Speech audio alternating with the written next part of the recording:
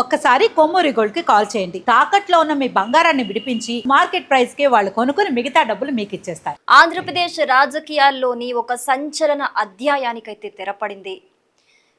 కాపు ఉద్యమానికి ముఖ చిత్రంగా నిలిచిన మాజీ మంత్రి ముద్రగడ పద్మనాభం గారు ఇక లేరు అనే విషయాన్ని ఆయన అభిమానులు కావచ్చు, అనుచరులు కావచ్చు, కుటుంబ సభ్యులు కావచ్చు, ఎవరు కూడా ఈ విషయాన్ని జీర్ణించుకోలేకపోతున్నారు. అయితే ఆయన ఇంటి దగ్గర కెర్లంపూడి దగ్గర ఇప్పుడు ఉద్రిక్త పరిస్థితులు అయితే కొనసాగుతున్నాయి. ఆయన కుమార్తె క్రాంతి వచ్చిన వేళ ఉద్రిక్త పరిస్థితులు అయితే నెలకొన్నాయి. ఎందుకంటే ఆయన ముందుగానే చెప్పినట్లుగా తెలుస్తోంది, నేను ఒకవేళ చనిపోయినా కూడా ఆయన కొన్ని రోజుల నుంచి కూడా తీవ్ర అనారోగ్యంతో బాధపడుతూ నిన్న హైదరాబాద్ ఒక ప్రైవేట్ ఆసుపత్రిలో తుది శ్వాస విడిచినట్టుగా వైద్యులు కూడా నిర్ధారించారు. అయితే ఆయన ముందుగానే కొన్ని విషయాలను అనుచరులతో కావచ్చు, కుటుంబ సభ్యులతో కావచ్చు ఆయన వివరించినట్లుగా అయితే తెలుస్తోంది. ఈ నేపథ్యంలోనే నా కూతుర్ని ఖచ్చితంగా నా శవం దగ్గరికి రానియకూడదు, నేను చనిపోయాక కూడా నా ఆత్మకు శాంతి ఉండదు, ఆఖరి చూపు అనేది కూడా ఆమెకు ఉండొద్దు అనే విధంగా ఆయన ముందుగానే చెప్పినట్లుగా తెలుస్తోంది. సో ఈ నేపథ్యంలోనే ఉదయం 7:55 క్రాంతి పత్తిపాడు నుంచి క్రాంతి గారు కెర్లంపూడి వస్తున్నారు. సో మార్గం మధ్యలోనే పోలీసులు ఆవిడ వాహనాన్ని అడ్డుకున్నట్లుగా మనకు తెలుస్తోంది. ఆవిడ రాకతో ఒక్కసారిగా అక్కడ హై టెన్షన్ వాతావరణం అయితే నెలకొంది. సో ససేమిరా ఒప్పుకోలేదు ఎవ్వరూ కూడా, ఇటు అనుచరులు కావచ్చు, కుటుంబ సభ్యులు కావచ్చు, ఎవరు కూడా క్రాంతిని ముద్రగడని చూడటానికి, అంటే ఆఖరి చూపు కూడా నోచుకోకూడదు అన్న ఒక ఉద్దేశంతో, ఆయన ముందుగానే చెప్పిన ఒక ఉద్దేశంతోనే ఎవరు కూడా అక్కడికి అనుమతించలేదు. కానీ ఆవిడ ఫైట్ చేస్తూనే ఉన్నారు, నా తండ్రి అని చెప్పేసి. సో దానికి సంబంధించిన విజువల్ గురించి మనం ఫస్ట్ మాట్లాడుకుందాము.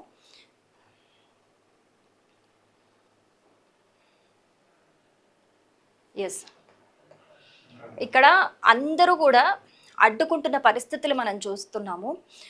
ఇక్కడ గిరిగారు కూడా ఉన్నారు, ఆవిడ సోదరులు.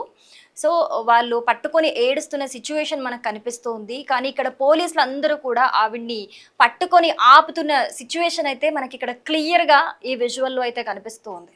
అందరూ కూడా అడ్డు చెబుతూనే ఉన్నారు. ఆవిడ అగ్రెసివ్ అవుతూ ఏడుస్తూ సమాధానం కూడా చెబుతున్న సిచ్యువేషన్ మనకు కనిపిస్తుంది.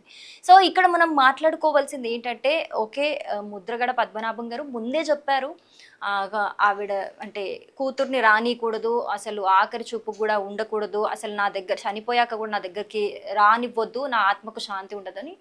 కానీ ఏదైనా సరే, అంటే రాజకీయంగా చూసుకుంటే గనక తండ్రిని గౌరవించలేదు, తండ్రితో విభేదించి బయటికి వచ్చేసింది, తండ్రి నినాదాలని సపోర్ట్ చేయలేదు. సరే అదంతా మనం మాట్లాడుకుంటే, ఇంకొక సైడ్ ఫ్యామిలీ అంటే నిజంగా అదొక విడదీయలేని బంధం. రాజకీయం అనేది పర్మనెంట్ ఉన్నా లేకున్నా, ఈరోజు ఒక పార్టీలో ఉంటాం, రేపు ఒక పార్టీలో ఉంటాం, ఈరోజు ఒకటి మాట్లాడతాం, రేపు ఇంకొకటి మాట్లాడతాం. అది అవసరాన్ని బట్టి కావచ్చు, సిచ్యువేషన్ని బట్టి కావచ్చు, ఏదైనా మారుతుందేమో. కానీ కుటుంబ బంధం అనేది మనకి ఎప్పటికీ వాళ్ళు దూరంగా ఉన్నా దగ్గరగా ఉన్నా ఖచ్చితంగా ఆ బంధం అనేది ఉంటుంది. సో నేను చెప్తుంది ఏంటి అంటే, ఆ బంధంతోనే ఆవిడ తండ్రి కడసారి చూపు కోసం ఒక ఆవేదనతోని, బరువెక్కిన హృదయంతోని ఆవిడ అర్జిస్తూ కూడా అక్కడ ఉన్న వాళ్ళని వేడుకుంటుంది కూడా. జస్ట్ నన్ను ఒక ఊర్లో ఒక మూలకైనా ఉండనివ్వండి అని చెప్పి ఆవిడ వేడుకుంటున్నా కూడా పోలీసులు రిటర్న్లో రిక్వెస్ట్ చేస్తున్నారు, సిచ్యువేషన్ అర్థం చేసుకోండి మేడం, ఇక్కడి నుంచి వెళ్ళిపోండి అని చెప్పేసి. సో 7:55కి ఆవిడని లోపలికి వెళ్తే జస్ట్ 8:05కి ఆవిడ బయటకు వచ్చేసింది. అంటే ఆఖరి చూపు కూడా సరిగా చూసుకొని లేదు. సో ఇప్పుడే ఇది రచ్చ అవుతుందని చెప్పుకోవచ్చు. దీని మీద కొంతమంది ఎంతైనా ఒకటే కుటుంబం కదా అని మాట్లాడుతూ ఉంటే, ఇంకొంతమంది మాత్రం బతికున్నప్పుడు ఎందుకు రాలేదు, బతికున్నప్పుడు హాస్పిటల్లో ఉన్నప్పుడే ఎందుకు రాలేదని చెప్పి కొంతమంది మాట్లాడుతున్నారు.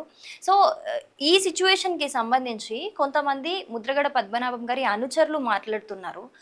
అనుచరులు మాట్లాడినప్పుడు అంతకుముందు ప్రీవియస్గా ఒకసారి హాస్పిటల్కి ఆయనకి ఆరోగ్యం బాలేనప్పుడు వచ్చినప్పుడు ఆయన అసలు నిన్ను ఎవరు రమ్మన్నారు అని చెప్పేసి గదిరిచ్చి వెళ్ళిపోమన్నారు, ముందు కూడా అసలు నా ఆఖరి చూపుకు కూడా రానివ్వకూడదు, నేను నా ఆత్మ శాంతించదు అని చెప్పినట్లుగా వాళ్ళు చెప్తున్నారు.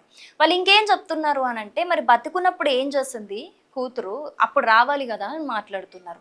కానీ ఏది ఏమైనా కూడా ఎంత మనం ఆలోచించుకున్నా, ఎంత పంతాలు పగలు ఏవున్నా సరే అల్టిమేట్గా లాస్ట్కి కూతురే కదా, కన్న కూతురే కదా.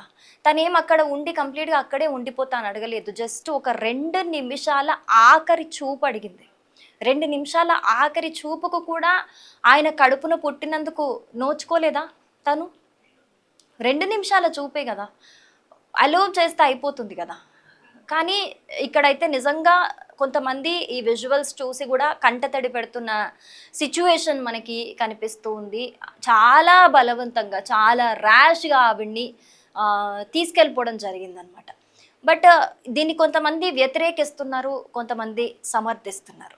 బట్ ఏది ఏమైనా సరే ఎండ్ ఆఫ్ ది డే మనం చూసుకుంటే అల్టిమేట్గా కన్న కూతురే కదా, చూయించవచ్చు కదా. అలాగే మనకి ఏవైతే 5 రోజులకు ఒక కార్యక్రమం చేస్తాము, 12 రోజులకి పెద్ద కర్మ కార్యక్రమం చేస్తాము, ఇలాంటివేవి కూడా చేయకూడదు అని చెప్పేసి ఆయన ముందుగానే చెప్పినట్లుగా అనుచరులు చెప్తూ ఉన్నారు. అలాగే ఆయనను కాల్చొద్దు, పూడ్చి పెట్టమని ఆయన చెప్పినట్లుగా చెప్తూ ఉన్నారు.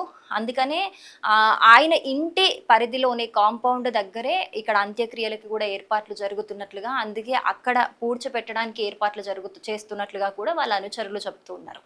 సో ఇంకొకటి, ఎప్పుడైనా సరే భర్త చనిపోతే భార్యకి ఒక ఘట్టం చేస్తూ ఉంటారు. అంటే బొట్టు చెరిపేయడం కావచ్చు, గాజులు తీసేయడం, ఇలాంటివి చేస్తూ ఉంటారు. సో అలాంటివి ఏవి కూడా చెయ్యకూడదు నా భార్యకి అని ముందుగానే ఆయన చెప్పినట్లుగా తెలుస్తుంది. సో ఈ నేపథ్యంలోనే అలాంటి కార్యక్రమం కూడా ఏది చేయట్లేదు అన్నట్లుగా మనకి తెలుస్తుంది.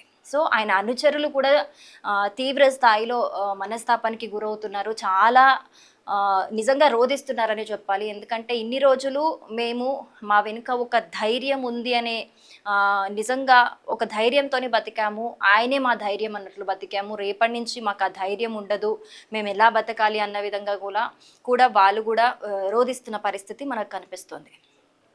సో ఇటు డిప్యూటీ సీఎం పవన్ కళ్యాణ్ గారు కావచ్చు, ఏపీ సీఎం చంద్రబాబు నాయుడు గారు కావచ్చు, ఇద్దరు కూడా మాట్లాడుకొని అధికారికంగా అంత్యక్రియలు ఈ లాంఛనాలకి ఏర్పాట్లు కూడా చేయమన్నట్లుగా చెప్పినట్లుగా మనకు తెలుస్తుంది.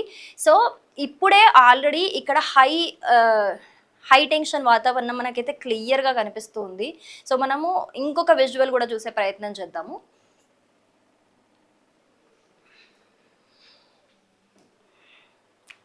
ఎస్, ఇక్కడ చూడొచ్చు, ఇక్కడ ఉన్నారు క్రాంతి గారు ఇక్కడ.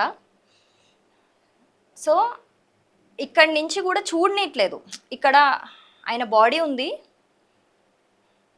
అందరూ కూడా అడ్డుకుంటున్నారు, కంప్లీట్గా అందరూ అడ్డుకుంటున్నారు. ఎవ్వరు కూడా, ఆవిడ ఆల్మోస్ట్ అడుక్కుంటోంది, బెగ్ చేస్తోంది, ప్లీజ్ చూయించండి, చూసుకొని వెళ్ళిపోతాను, నేను ఉంటానని కూడా చెప్పట్లేదు, చూసుకొని వెళ్ళిపోతానని చెప్పి ఆల్మోస్ట్ ఒక ఆడపిల్ల బెగ్ చేస్తోంది.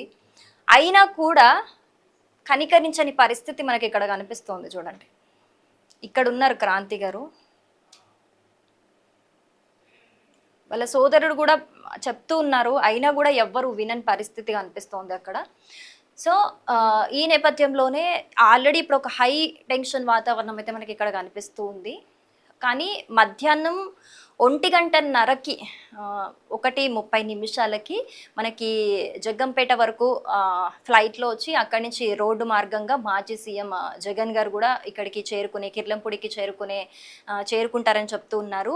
మరి ఇప్పుడే వాతావరణం ఇంత ఉధృతంగా ఉంటే మరి జగన్ గారు వచ్చే సిచ్యువేషన్లో ఇంకా హై అలర్ట్ జారీ చేసినట్లుగా చెప్తున్నారు. మరి అప్పుడు సిచ్యువేషన్ ఎలా ఉంటుంది, ఏ విధంగా ఉంటుంది అనేది చూడాల్సి ఉంది. ఏది ఏమైనప్పటికీ కూడా ఈరోజు అంత్యక్రియలకి అధికారికంగా అంత్యక్రియలు జరపడానికి కూడా ఏర్పాట్లు చేయమని ఇటు డిప్యూటీ సీఎం పవన్ కళ్యాణ్ గారు, అలాగే ఏపీ సీఎం చంద్రబాబు నాయుడు గారు కూడా ఆదేశాలు ఇచ్చినట్లుగా అధికారులకి చెబుతూ ఉన్నారు. బట్ ఇప్పుడైతే ఈ ముద్రగడ పద్మనాభం గారి ఇక లేరు అని ఆయన కిర్లంపూడి దగ్గర వాతావరణ పరిస్థితులు చూస్తే క్రాంతి గురించి అందరు ఎక్కువగా మాట్లాడుకుంటున్నారు. ముద్రగడ పద్మనాభం గారు బతికున్నప్పుడు కూడా ఆవిడ్ని ఏ విధంగా, ఆవిడ విషయంలో బాధపడేవారో, ఏ విధంగా ఉండేవారో గురించే మాట్లాడుకుంటున్నారు. ఈవెన్ కుటుంబ సభ్యులు మాత్రమే కాదు, ఆయన అనుచరులు కూడా ఆవిడ్ని అసలు ఏ మాత్రం మేము యాక్సెప్ట్ చెయ్యము అన్న సిచ్యువేషన్లో అయితే వాళ్ళు మాట్లాడుతున్న పరిస్థితులు అయితే కనిపిస్తున్నాయి. కానీ ఏది ఏమైనప్పటికీ కూడా కొంతమంది చెప్తున్నది, ఏదైనా సరే కన్న కూతురే కదా, జస్ట్ కొంచెం అంటే ఆఖరి చూపు కదా, ఇంకా ఇంకా తర్వాత ఈ గొడవలు ఉండడానికి కూడా వీల్లేదు, అసలు మనిషే లేడు ఈ గొడవని కంటిన్యూ చేయడానికి కూడా. సో ఆఖరి చూపుని అందిస్తే ఏమవుతుంది అని చెప్పి కొంతమంది అంటున్నారు. మరి ఈ విషయంలో అసలు మీరేమంటారు? దీన్ని వ్యతిరేకిస్తారా, సమర్థిస్తారా? అసలు మీ అభిప్రాయం ఏంటి?